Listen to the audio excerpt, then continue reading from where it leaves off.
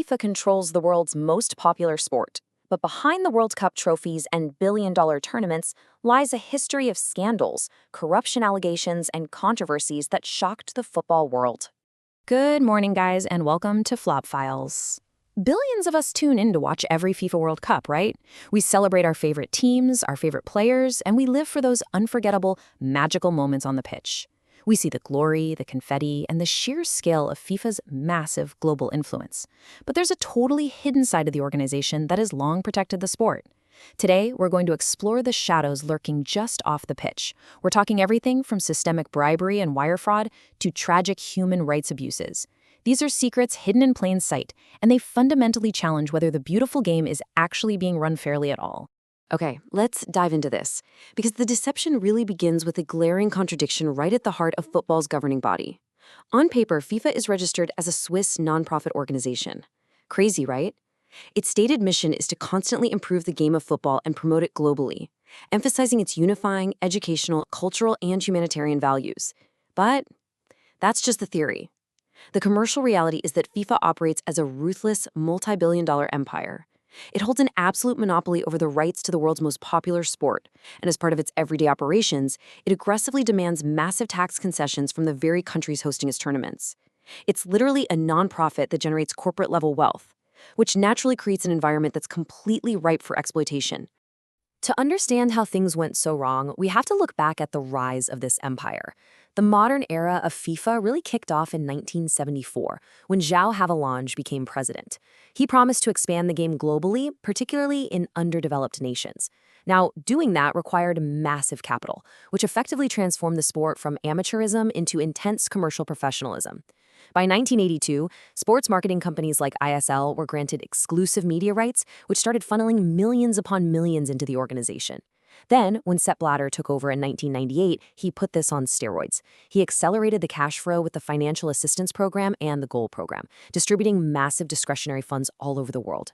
By the time we get to the highly controversial 2010 votes for the Russia and Qatar World Cups, this mix of immense wealth and political alliance building had forged a totally impenetrable power structure. Here is the wild part. Corruption wasn't just some spontaneous flaw or a few bad apples in FIFA. It actually became an informal system of global governance. The organization had to figure out how to solve massive coordination problems among 211 diverse member nations, with each one competing for scarce resources and international prestige. So, to keep everyone aligned, the system relied on vote trading deals for World Cup bids, millions of dollars in sports marketing bribes, like the ones exposed during the ISL bankruptcy, and completely unmonitored development funds that were handed out simply to secure political loyalty. Basically, bribery became the glue holding these fragile international alliances together. For decades, this culture of corruption seemed absolutely invincible.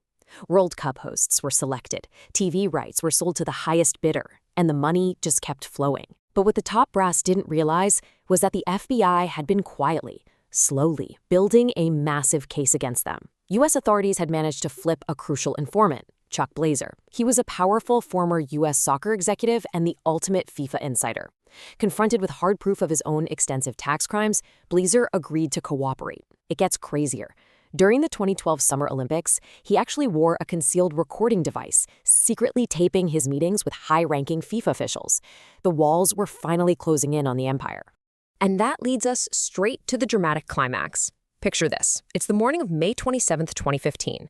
Top FIFA executives are gathered at the incredibly luxurious Hotel Bauer au Lac in Zurich, Switzerland, getting ready for the 65th FIFA Congress. Suddenly, Swiss police, acting on indictments unsealed by the U.S. Department of Justice, execute a massive dawn raid. 7 current FIFA officials are arrested right in their luxury hotel rooms. It sent absolute shockwaves across the globe. Just days later, Sepp Blatter, despite having just won re-election, announces his resignation. And then by December, a second raid at that exact same hotel yielded even more arrests. In the span of a few months, the organization's historic leadership was completely decapitated. So the crucial point is the sheer scale of the greed involved here. Prosecutors estimated that an incredible $150 million in bribes and kickbacks were paid out just for media and marketing rights to football tournaments in the Americas. We're talking about massive events like the Copa America and the CONCACAF Gold Cup. Just let that staggering number sink in for a second. $150 million. This wasn't just about a few rogue individuals skimming a little bit off the top. No, this was a well-oiled, highly lucrative machine that enriched a select group of executives while totally defrauding the sport itself. The federal charges brought down by the U.S. Justice Department were devastating. They hit these guys with racketeering, conspiracy, wire fraud, and money laundering. We are literally talking about the exact same legal tools the government uses to dismantle organized mafia families. Ultimately, 14 people and corporations were initially indicted, with a wave of guilty pleas following shortly after.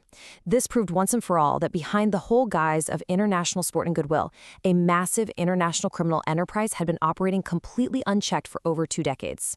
If you're enjoying this story, subscribe to Flop Files and share this video with a football fan.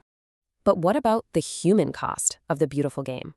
While the 2015 FBI raids exposed all those white-collar financial crimes in the Americas, there was another, far darker controversy brewing over in the Middle East. You see, it's one thing to steal money, but it's an entirely different level of tragedy when the blind pursuit of mega sporting events begins to cost actual human lives. We have to pivot our focus to look at the reality on the ground during the massive construction boom leading up to the 2022 World Cup in Qatar. This number on the screen, that is not a financial figure. That is the reported number of migrant workers from countries like India, Nepal, and Bangladesh who died in Qatar in the decade following the country's highly controversial winning bid. Behind all those gleaming new stadiums, the high-speed rail lines, and the luxury hotels that were built entirely from scratch, lay a trail of profound human suffering. And it was a reality that many international human rights organizations desperately tried to bring to the world's attention. The root of this widespread exploitation was a labor framework known as the kafala system. Basically, under this system, migrant workers were legally bound to their employers.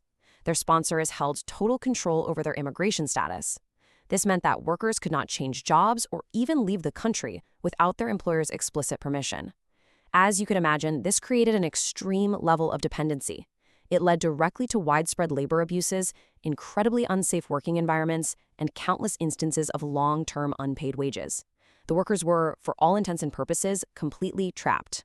The day-to-day reality on the ground was incredibly grim. Laborers were forced to work grueling shifts in scorching 40 to 45 degrees Celsius heat. An in-depth investigation by Amnesty International revealed that Qatari authorities routinely failed to properly investigate thousands of premature deaths among these otherwise young, healthy men. In almost 70% of the cases they analyzed, death certificates simply listed vague causes like acute heart failure or natural causes without any autopsy ever being performed. By classifying these fatalities as non-work related, authorities were able to ignore crucial safety warnings. And tragically, they also used this as a loophole to deny grieving families the financial compensation they so desperately needed. This whole situation brings us to a really critical concept surrounding modern football, and that is sports washing.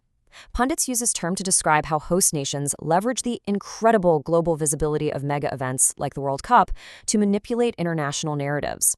By putting on a spectacular, flawless tournament, a country can effectively counter negative press about its human rights abuses, its suppression of dissenting voices, and its exploitation of labor. The goal is simple, really. Distract the world with a shiny, perfectly executed football tournament and just hope everybody forgets the dark reality of how it was built in the first place. And this brilliantly illustrates exactly how effective sports washing can actually be. Research published in the journal PLOS One surveyed 14,000 Europeans. They found that when people were primed with information about the sheer efficiency of the event and the historic nature of it being the Arab world's very first tournament, public perception of the host nation significantly improved. But when they were primed with the harsh realities of the human rights abuses, that respect completely plummeted. It shows that the ideological battle over the tournament's legacy was directly tied to exactly how the information was packaged and delivered to the public. So, with the entire world watching all of this unfold, FIFA attempted this grand narrative of redemption. Following the 2015 arrests, the new president, Gianni Infantino, came in promising major, sweeping changes. In February 2016, FIFA passed a slate of highly praised reforms. They gave real hiring and firing power over independent ethics and compliance committees to the broad 211-member FIFA Congress. It looked like a totally new dawn for the sport.